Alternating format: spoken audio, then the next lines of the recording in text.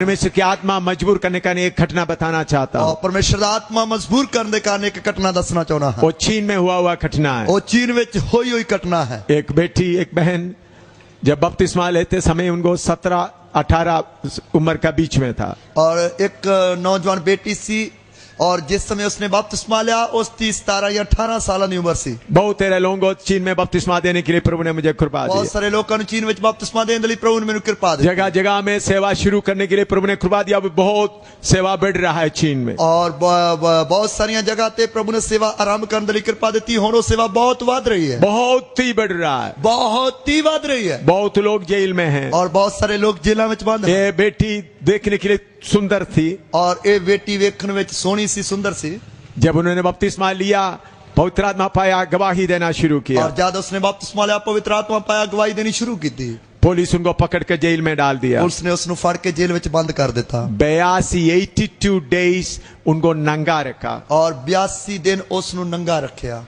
हर police जितना गंदा काम कर सकते उनको गंदा काम करता रहा। हर पुलिस दे व्यक्ति ने जिन्ना उस दे नाल गंदा काम कर सकते सी उस दे नाल गंदे काम कीते। 83वां दिन में 83rd दिन में पुलिस मार कर एक आदमी मर गया। और 83वें दिन पुलिस की मार खा के एक व्यक्ति मर गया। उन्होंने उनका लाश खींच कर उनके सेल में ले आए, और उसकी लाश नु खींच के उसके कमरे में ले आए।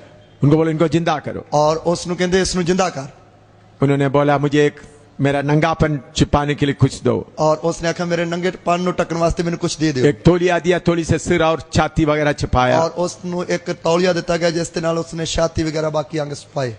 उस मरे हुए आदमी के लिए प्रार्थना की, उस मरे हुए व्यक्ति के लिए प्रार्थना की, वो जिंदा हो गया। वो जिंदा हो गया।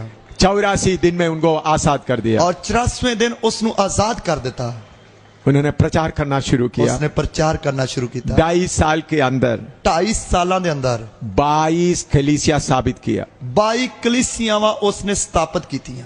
उधर का कलीसिया बड़ा कलीसिया नहीं, हाउस चर्च 20, 25, 30 ऐसा 22 कलीसिया स्थापित किया। उधर दियां कलीसिया वड्डियां कलीसियावां नहीं, सगों के घरां विच कलीसिया हन, छोटे छोटे झुंड हन। इस तरह 22 कलीसियावां स्थापित की। एक कलीसिया में 25-30 ऐसा लोग होते। और एक कलीसिया विच 25 या 30 विश्वासी इस तरह लोग हन। 2.5 साल के बाद पुलिस फिर पकड़ा, और 2.5 साल के बाद पुलिस ने फिर फड़ लिया।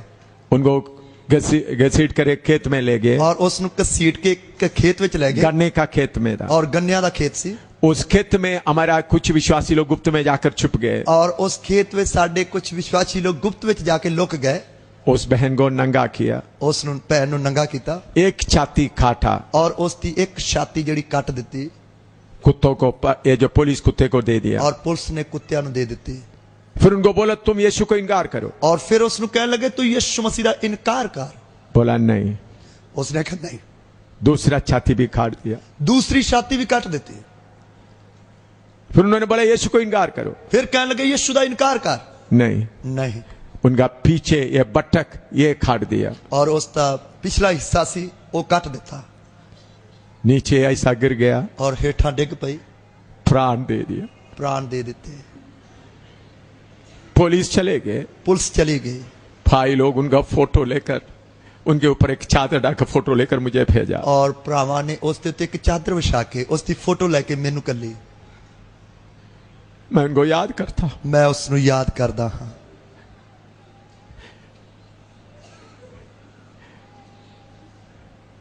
यीशु का प्रेम में बांधा हुआ अपना प्राण दे दिया। यीशु दे प्यार दे नाल बज्जे हुए उसने अपना प्राण दे दिता। Hallelujah, hallelujah. हिंदुस्तान में ऐसा प्राण देने के लिए कौन तैयार होगा? हिंदुस्तान में इस तरह प्राण देने वास्ते कौन तैयार होगा? कौन तैयार होगा? कौन तैयार है? आपको काटने दो, तानू वड्डणगे।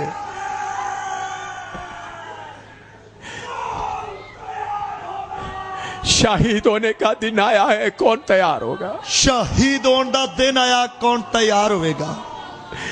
शहीद होने का समय आया है, कौन तैयार होगा? शहीद होने का वक्त आया, कौन तैयार होगा? पवित्र आत्मा प्रभु का दास के द्वारा बोल रहा है। पवित्र आत्मा प्रभु के दास के द्वारा कह रहा है। कौन तैयार होगा? कौन तैयार होगा? प्रार्थना करो, प्रार्थना करिए, अर्पण करो अपने